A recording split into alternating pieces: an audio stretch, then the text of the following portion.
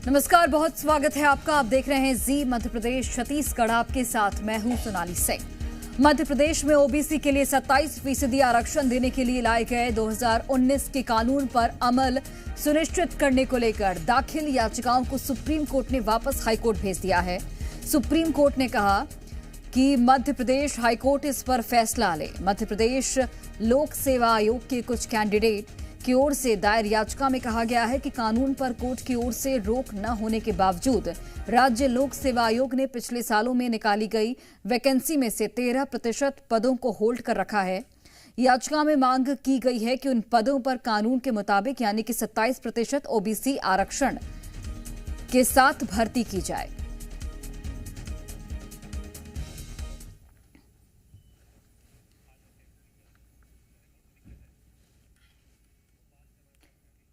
और भोपाल से सहयोगी दीपक द्विवेदी लाइव जुड़ गए हैं।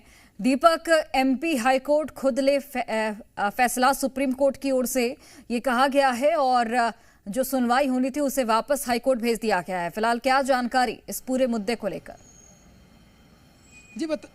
जी बता दें, पूरा मामला 27% ओबीसी आरक्षण को लेकर है और इसमें जो एमपीपीएससी के जो वो कैंडिडेट्स थे उन्होंने जो याचिकाएं लगाई थी और अलग अलग जो याचिकाएं सुप्रीम कोर्ट में लगाई थी, उसके बाद अब सुप्रीम कोर्ट ने पूरा फैसले के तौर पर वहां से स्टे लगाने के बाद सीधे वहां पर उन्होंने मना करते हुए सीधे हाईकोर्ट मध्य प्रदेश को भेजा गया। अब इसके बाद हाईकोर्ट इस पूरे मामले में निर्णय लेगा। पर हमारे साथ कांग्रेस से पूर्व मंत्री सचिन यादव मौजूद है। सर, किसे कैसा देखते हैं जो 27% ओबीसी आरक्षण की बात चल रही थी, आज उसे हाईकोर्ट को सारी याचिकाओं को सौंपा गया सुप्रीम कोर्ट की ओर से। मुख्यमंत्री कह रहे कांग्रेस ने झूठ फैलाया था। देखिए, कांग्रेस की जब सरकार थी तो हमने हमारे प्रदेश की लगभग 55% जो ओबीसी की आबादी है उसको 27% आरक्षण देने का निर्णय और फैसला हमारी सरकार ने लिया था।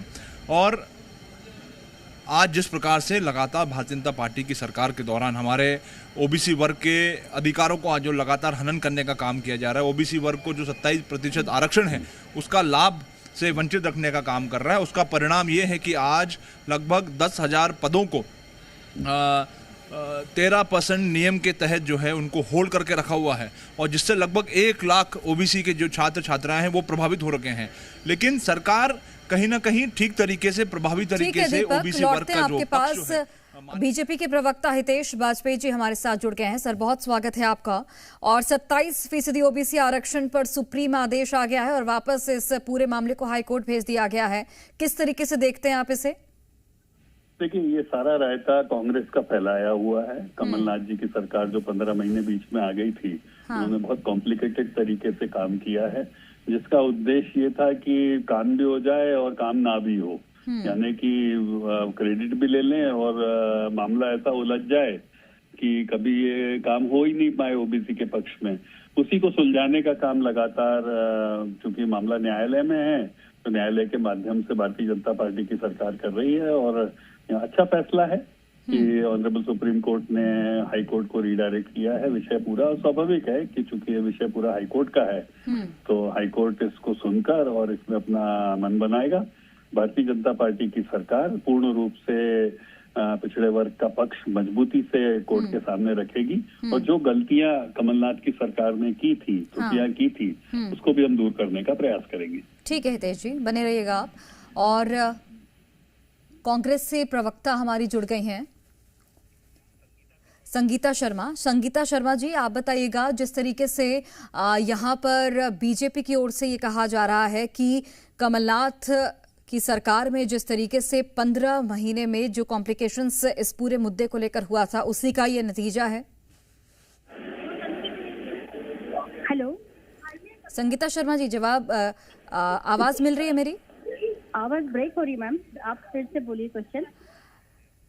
मेरा ये प्रश्न था कि बीजेपी का ये कहना है कि कमलनाथ सरकार में बहुत सारे कॉम्प्लिकेशंस आप लोगों ने इस पूरे मुद्दे को लेकर ले आए थे और यही वजह है कि अब जो सुप्रीम कोर्ट है वो हाई कोर्ट को ये फैसला करने को कहा गया है सुप्रीम कोर्ट की ओर से।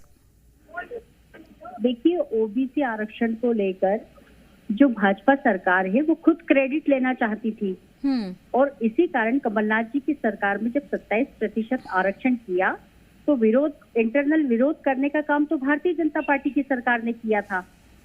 जैसे ही हमारी सरकार बदली उसके बाद इन्होंने उसके दस्तावेज नहीं पहुंचाए।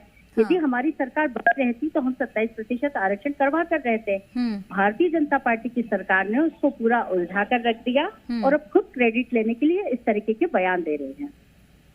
हितेश जी, ये तो आप पर ही बोल रहे हैं कि आप लोग ही बहुत वहां पर जो कॉम्प्लिकेशंस है वो इस पूरे मुद्दे को लेकर ले आए थे, और अगर कमलनाथ सरकार कंटिन्यू करती तो शायद अभी तक ओबीसी आरक्षण मिल जाता।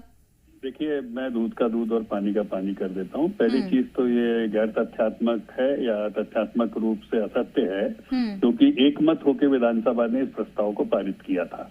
इसके विरोध में कोई भी नहीं था, एक बात।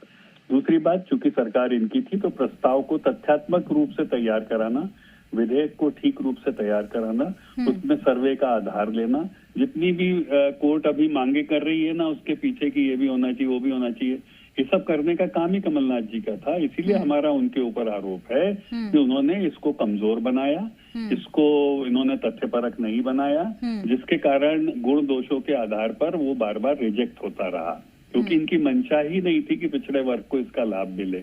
और इसीलिए अब भारतीय जनता की पार्टी की सरकार, चूंकि ये पूरा विषय न्यायालय में है, तो हमने पिछड़ा वर्ग आयोग के माध्यम से और जो जो संशोधन या जो जो मांग इसके समर्थन में कोर्ट के द्वारा रखी जा रही कि ये भी आप काम कीजिए, उसको पूरा करने का प्रयास कर रहे हैं। और अंत में पिछड़ा वर्ग के पक्ष में हमारी सरकार इस बिल को लागू कराने के लिए आगे बढ़ेगी, जो कि त्रुटिपूर्ण तरीके से कमलनाथ जी ने गलत मंशा से लागू किया था। ठीक है, आरोप प्रत्यारोप का दौर जारी है। बहरहाल देखना होगा कि अब आगे किस तरीके से ये जो पूरी प्रक्रिया है वो बढ़ती हुई नजर आती है। आप दोनों का बहुत धन्यवाद बातचीत करने के लिए।